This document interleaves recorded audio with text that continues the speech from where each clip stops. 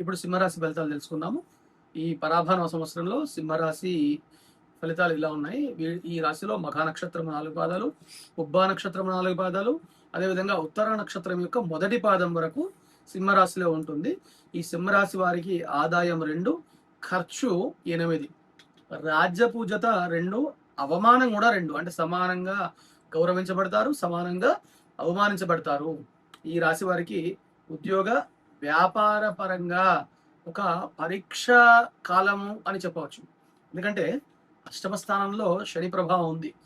అష్టమ స్థానంలో శని ఉండడము చాలా ఇబ్బందికరం. అంటే ఎంత కష్టపడ్డా గుర్తింపు రాదు కదా. ఆ సందర్భం అనేది ఈ సంవత్సరం వీళ్ళు ఎదుర్కొంటుంటారు.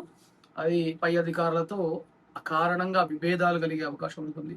అయితే జూన్ 2వ తారీఖు వరకు 11th ప్లేస్లో అంటే మంచి స్థానంలో ఉండేటువంటి గురువు ఈ ప్రతికూలతను చాలా వరకు అడ్డుకొని అనుకున్న పనులు నెరవేర్చే ప్రయత్నం చేస్తాడు.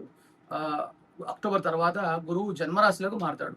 అందువల్ల వీళ్లకు అంటే ఆ సందర్భంలో అకస్మాత్తుగా ఉద్యోగ మార్పులు జరుగుతాయి.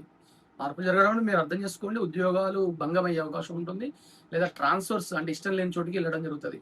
వ్యాపార భాగస్వాములతో జాగ్రత్తగా ఉండండి. కానీ డిసెంబర్ 6 తర్వాత రాహువు రోగస్థానానికి లేదా శత్రుస్థానానికి మారుతుంటాడు. అప్పుడు మంచి కలుగుతుంది వీళ్ళకి. అంటే ఉద్యోగంలో ఎదురైనటువంటి ఆటంకాలన్నీ తొలగిపోయి ఎవరైతే మీకు పోటీ అనుకుంటారో వాళ్ళ మీద మీదే పై చేయి అవుతుంది. సింహరాశి వారికి అష్టమంలో శని, 12వ ఇంట్లో గురువు సంచారం వల్ల ఊహించని ఖర్చులు ఉంటాయి. జూన్ 2 లోపు పాత అప్పులు తీర్చుకోవడము, ముఖ్యమైనటువంటి ఆర్థిక లావాదేవీలు పూర్తి చేసుకోవడం వంటి చేసేయండి. ఎందుకంటే ఆ తర్వాత వైద్యపరంగా లేదా సడన్ గా ప్రయాణాలు రావడం వల్ల ఊహించని ఖర్చులు పెరిగే అవకాశం ఉంటుంది. ఎవరికి షూరిటీ ఉండకండి ఈ సంవత్సరం. అంటే ఇబ్బందికరంగా ఉన్నాయి మాట నేను మళ్ళీ చెప్తున్నాను. షూరిటీ ఉండకండి. మధ్యవర్తిత్వం చేస్తే ప్రమాదము అంటే నష్టపోయే ప్రమాదం ఉంది. పొదుపు చేసే ప్రయత్నం చేయండి. ఆర్థికంగా చాలా ఒడిదుడుకులు రాబోతున్నాయి కాబట్టి ఈ రాశి వారు అంటే సింహరాశి వాళ్ళు జాగ్రత్తగా ఉండండి. ఫ్యామిలీ రిలేషన్స్ ఎలా ఉన్నాయంటే ఈ కుటుంబ వాతావరణంలో చాలా ఓపిక అవసరం ఉంటుంది ఈ సంవత్సరం. సంయమనం పాటించండి. ఏ రకంగా కూడా కళత్రస్థానం ముఖ్యంగా డిసెంబర్ 6 వరకు 7వ ఇంట్లో రాహు మరియు జన్మస్థానం అంటే సింహరాశిలోనే కేతు ఉండడం వల్ల జీవిత భాగస్వామితో తరచూ మాట పట్టింపులు వచ్చే అవకాశం ఉంటుంది. ఇద్దరు ప్రశాంతంగా కూర్చొని మాట్లాడుకోండి.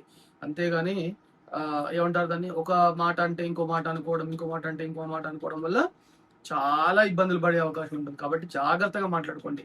వివాహ ప్రయత్నాలు చేస్తున్న వాళ్ళకి జూన్ లోపు మంచి సంబంధం కుదిరే అవకాశం కనబడుతుంది. అష్టమ స్థానంలో శని వల్ల మీ మాట ఏదైతే మీరు మాట్లాడతారో ఎదుటి వాళ్ళకు అది వేరేలాగా అర్థమయ్యి అపార్థం చేసుకునే అవకాశం ప్రమాదం ఉంటుంది. కాబట్టి ముఖ్యంగా బంధువులతో మాట్లాడేటప్పుడు జాగ్రత్తగా మాట్లాడండి. నోరు జాగ్రత్తగా పెట్టుకోండి. ఎందుకంటే ఈ సందర్భంలో చాలా ఇబ్బందికరమైనటువంటి గొడవలు అయ్యే అవకాశం ఉంటుంది. కాబట్టి చూసుకోండి. ఆరోగ్య విషయంలో కూడా అత్యంత శ్రద్ధ వహించాల్సినటువంటి సంవత్సరం ఇది. జన్మరాశిలో కేతువు, నవంబర్ నుండి కుజుడు కూడా సంచారం అవుతుంది. కాబట్టి అష్టమ శని వల్ల నాడీ సంబంధం అంటే నరాలకు సంబంధించిన సమస్యలు ప్రారంభమవుతాయి. కీళ్ళ నొప్పులు ఎక్కువ అవుతాయి. మానసిక ఒత్తిడి తీవ్రంగా ఉంటుంది.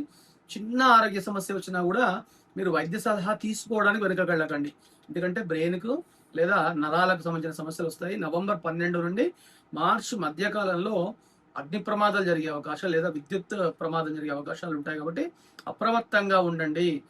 మీరు ప్రతి పనిని మొదలుపెట్టేటప్పుడు జాగ్రత్తగా ఆచితూచి చేసుకోండి. యోగా మొదలైనటువంటి చేస్తుంటే మీకు ఆలోచన సక్రమంగా ఉంటుంది. ఈ సంవత్సరంలో వీళ్ళకి పరిహారాలు ఎలా ఉన్నాయంటే ఈ సంవత్సరము చిన్న చిన్న పరిహారాలు చేసుకోండి. ముఖ్యంగా ఈ పరిహారాలు చేసుకోవడం వల్ల ఆత్మవిశ్వాసము కలగడంతో పాటు దైవబలం కూడా తోడవుతుంది. అంటే దైవబలం కూడా తోడవ్వాలి. అందువల్ల మనము ఏదైతే మనకు రాబోయే సమస్యలు ఉంటే దాన్ని మనం బయటపడే అవకాశం ఉంటుంది.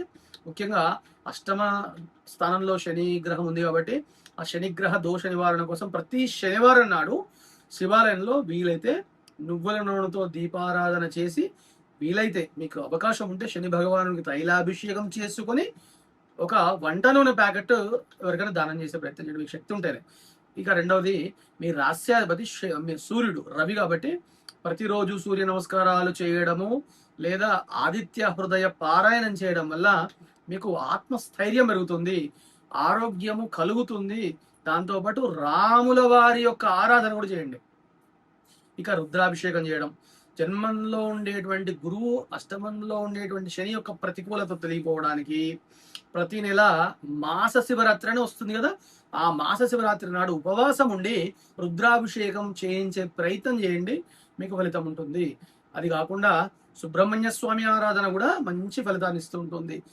మీకు అవకాశం ఉంటే సుబ్రహ్మణ్య స్వామి దేవాలయానికి వెళ్ళండి. లేదు మేము వెళ్ళలేము అనుకుంటే కనుక ఒక రాగి పాత్రలో నీళ్లు రాత్రి ఉంచి తెల్లవారి రావి చెట్టు మొదట్లో పోయండి. పోసి మంగళవారం నాడు అవకాశం ఉంటే కందిపప్పు దానం చేయడము లేదా కందిపప్పు తినకుండా త్యజించడం చేసే ప్రయత్నం చేయండి. తప్పకుండా ఈ రాశి వారికి అనుకూలమైనటువంటి ఫలితాలు కలుగుతాయి.